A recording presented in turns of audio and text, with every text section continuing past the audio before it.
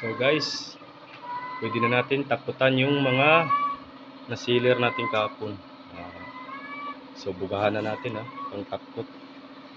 Ang gamit natin na tapot ay polyurethane.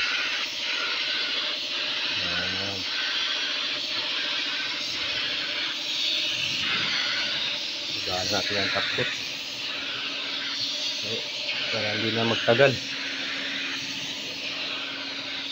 Kahit na nahihirapan tayo mag-spray, sige pa rin tayo video. Exhibition para sa mga pintor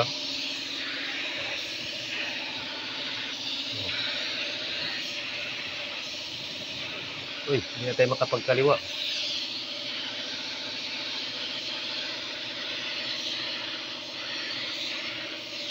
Kayo na lang bahala mag-intindi sa video ko guys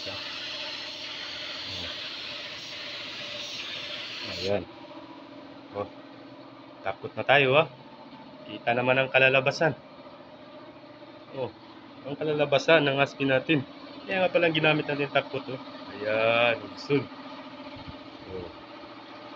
Okay, thumbs.